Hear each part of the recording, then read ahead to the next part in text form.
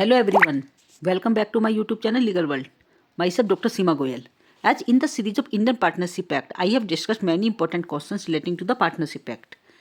Today in this video, I am going to discuss about the registration of the partnership form. My question is, discuss the rules regarding the registration of the partnership form and what are the consequences of the non-registration. And what do you mean by registration of the partnership form? Also discuss the advantages of the registration of the partnership form. Should a firm be registered and what are the consequences of the non-registration? This is my question. If we talk about the registration of the firm, before the 1952, in India, partnership firms were not registered and there was no rule regarding the registration of the partnership firm. 1932 से पहले भारतवर्ष में साझेदारी firm के registration के संबंध में कोई व्यवस्था नहीं थी, लेकिन 1932 में साझेदारी अधिनियम जब लाया गया तो 1 अक्टूबर 1933 से भारत में ये व्यवस्था लागू कर दी गई. And as per this rule every partnership firm will be registered. इस व्यवस्था के अनुसार साझेदारी फर्म के लिए रजिस्ट्रेशन होना तो अनिवार्य नहीं है, परंतु इसके लिए कुछ सेक्शन बना दिए गए हैं जो फर्म को रजिस्टर करवाने के संबंध में लागू करवाए जाते हैं. और जो फर्म रजिस्टर्ड नहीं है वे सब सुविधाएं उसे प्राप्त नहीं होंगी जो रजिस्टर्ड फर्म को प्राप्त होती हैं. अतः व्यावसायिक दृष्टि से यदि हम देखें तो फर्म का रजिस्ट्रेशन करवाना लाभप्रद समझा जाता है. If we talk about the procedure for the registration of the partnership firm, partnership firm के रजिस्ट्रेशन हेतु सरकार द्वारा प्रत्येक राज्य में एक रजिस्ट्रार की नियुक्ति की जाती है. इसे रजिस्ट्रार ऑफ द फर्म भी कहा जाता है.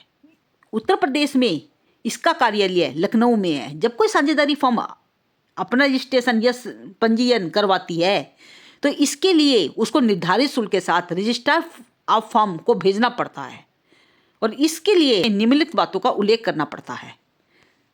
सबसे पहले फर्म का नाम, सेकंड इज फर्म का स्थान एवं प्रमुख स्थान. निम्नलिखित बातों का उल्लेख करना पड़ता है. सबसे पहले फर्म का नाम, सेकंड इज फर्म का स्थान एवं प्रमुख व्यापारिक स्थान. तीसरा अन्य स्थानों के नाम जहां पर फर्म का अपना व्यवसाय करती है. चौथा प्रत्येक साझेदार की फर्म में सम्मिलित होने की तिथि. पांचवा सभी साझेदारों के नाम एवं स्थायी पते. छठा साझेदारी की अवधि. सातवां सभी साझेदारों के अथवा उनके एजेंटों के हस्ताक्षर. फर्म के नाम के संबंध में यह ध्यान रखना जरूरी हो जाता है कि कोई ऐसा शब्द ना हो जिससे कि सरकार की स्वीकृति प्राप्त करने में कठिनाई हो, जैसे कि king, queen, royal, imperial, empire, crown, emperor आदि. जब रजिस्ट्रार को इस बात का पूर्ण संतोष हो जाता है कि रजिस्ट्री संबंधी सभी शर्तों का पालन किया जा चुका है तो वो फर्म को रजिस्टर में आवेदन पत्र को दर्ज कर लेता है तथा आवेदक फर्म को इस आशय का एक प्रमाण पत्र उसे भेज दिया जाता है. इस कार्यवाही के उपरांत फर्म रजिस्टर्ड फर्म कहलाने लगती है. If we talk about the intimation के पश्चात परिवर्तन की सूचना. Intimation of the alterations after the registration. यदि रजिस्ट्रेशन के बाद साझेदारी के संबंध में कुछ शर्तों में परिवर्तन किया गया है या उसमें कुछ संशोधन किया जाता है तो ऐसी स्थिति में यह सूचना शीघ्र ही रजिस्ट्रार को भेज देनी चाहिए. यदि फर्म के नाम एवं स्थान में परिवर्तन हो एज पर सेक्शन 60 तो इसकी सूचना रजिस्ट्रार को देनी होगी. सेकंड इज यदि फर्म किसी पुराने स्थान पर व्यवसाय बंद करके किसी नए स्थान पर व्यवसाय आरंभ कर दे तो इसकी सूचना सेक्शन 61 के हिसाब से रजिस्ट्रार को देनी होगी. तीसरा यदि फर्म के साझेदारों के नाम एवं पते में यदि कोई परिवर्तन आता है तो as per section 62 this intimation must be given to the registrar. Next is जब फर्म की बनावट में कोई परिवर्तन किया गया हो as per section 63 clause A that intimation must also be given to the registrar. Next is जब कोई आवश्यक साझेदार वयस्क हो जाने पर फर्म का साझेदार बने रहना या ना बने रहना चाहता है तो इसकी सूचना भी तुरंत रजिस्ट्रार को देनी होगी. या फिर जब कोई पुराना साझेदार फर्म से अवकाश ग्रहण कर ले और नया साझेदार फर्म में प्रवेश करे तो इसकी सूचना भी तुरंत ही रजिस्ट्रार को देनी चाहिए. एंड लास्ट वन इज यदि फर्म का समापन हो जाए तो that also must be intimated to the registrar. So these are the certain intimations that must also be given to the registrar immediately. If we talk about the advantages of the registration of the partnership firm, there are certain advantages. As per partnership act 1932, किसी भी साझेदार firm का registration करवाना अनिवार्य नहीं है, परंतु ये साझेदारी की इच्छा पर निर्भर करता है कि वे रजिस्ट्रेशन करवाना चाहते हैं या नहीं चाहते, क्योंकि फर्म के रजिस्ट्रेशन से उनको और अन्य पक्षों को कुछ लाभ प्राप्त हो जाते हैं। जैसे कि advantages to the partnership firm, साझेदारी फर्म का रजिस्ट्रेशन हो जाने पर उस फर्म का कोई भी साझेदार फर्म की ओर से तीसरे पक्ष के विरुद्ध कोर्ट में मुकदमा ला सकता है। Second is advantages to the partner, firm का रजिस्ट्रेशन हो जाने से कोई भी साझेदार आपस में एक दूसरे के विरुद्ध या फर्म के विरुद्ध वाद प्रस्तुत कर सकते हैं। तीसरा, एडवांटेजेस टू द क्रेडिटर्स, ऋणदाताओं को लाभ, फर्म का रजिस्ट्रेशन हो जाने के बाद कोई भी ऋणदाता साझेदारों पर व्यक्तिगत एवं सामूहिक रूप से न्यायालय में वाद प्रस्तुत कर सकते हैं। And last one is advantages to the incoming and retiring partners, प्रवेश पाने वाले व अवकाश ग्रहण करने वाले साझेदारों को भी इसका लाभ होता है। यदि साझेदारी फर्म रजिस्टर्ड फर्म है तो नया साझेदार अपने अधिकार के लिए न्यायालय में वाद प्रस्तुत कर सकता है तथा अवकाश ग्रहण करने वाला साझेदार रजिस्ट्रार को इस आशय की सूचना देकर उस तिथि के पश्चात उत्पन्न होने वाले दायित्वों से मुक्त हो सकता है। These are the certain advantages of the registration of the firm.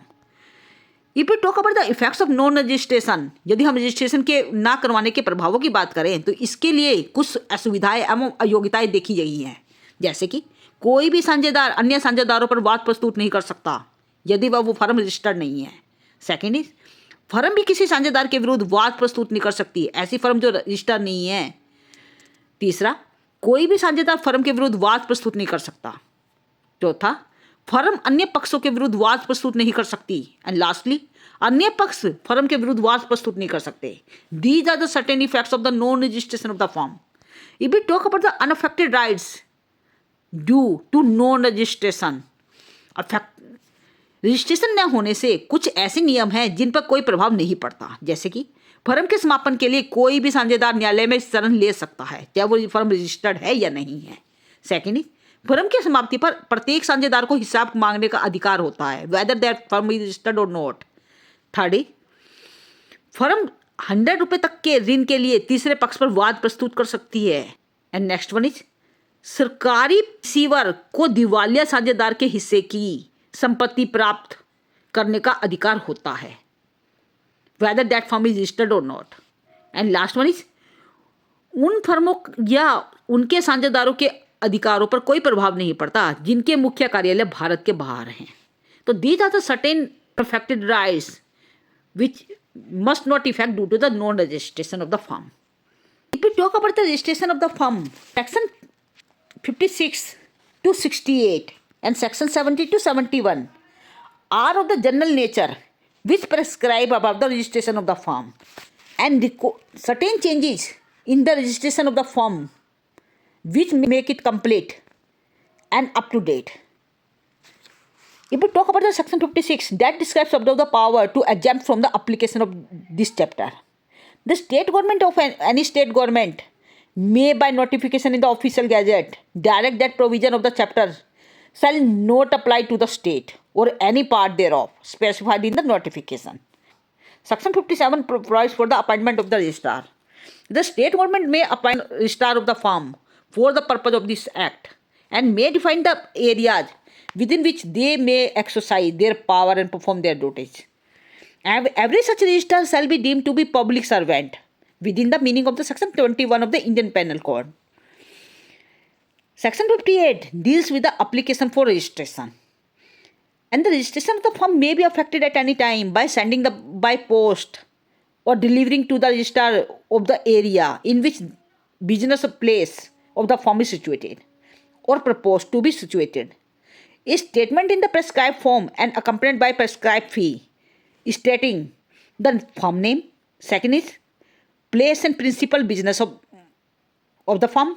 Third is the names of any other place where the firm is carrying on their business. And is the date on which the partners joined the firm. Next, the names in full and permanent address of the partners.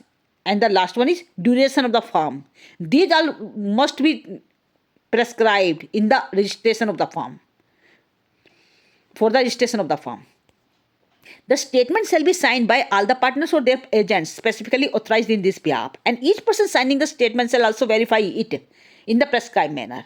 And the firm name shall not contain any of the certain words such as crown, emperor, empress, empire, imperial, king, queen, royal.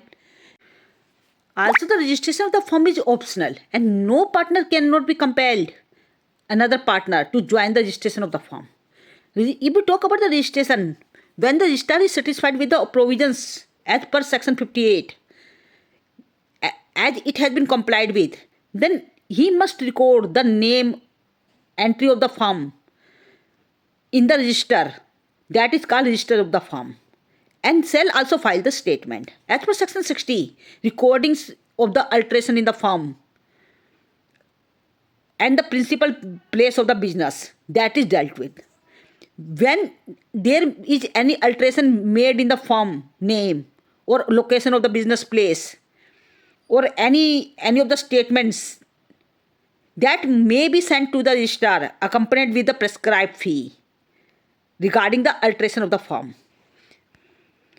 When the registrar is satisfied with the provisions of the subsection clause 1, he shall duly comply with and shall amend the entry relating to that firm in accordance with the statement, and shall file it along with the statement relating to the firm filed under section 59. Also, closing and opening of the branches must also be notified to the registrar of the firm. When the registered firm discontinues the business place or begins to carry on the business at any new place, then that must notification also be given to the registrar of the firm, who shall record the entry relating to that firm in the register of the firm. In case of any change in the name and address of the partner, that intimation also may be given to the registrar of the firm as per section 61. Also, the recording in the change in the dissolution of the partnership firm, that intimation also be given to the registrar of the firm. So these are the certain intimations which must be given to the registrar of the firm. And lastly, recording of the withdrawal of the partner, where a minor partner has admitted to the benefits of the partnership, and after attaining the majority he chooses to become a partner or not to become a partner, that intimation also must be given to the registrar of the firm. This means where alteration has been made in the registration of the firm, that intimation must also be given to the registrar of the firm, so that he may record the entry in the register of the firm accordingly. This was all about the registration of the firm. And if you have any doubt, you must put down in the comment section. And don't forget to like, share and subscribe this channel for the further update. Thank you.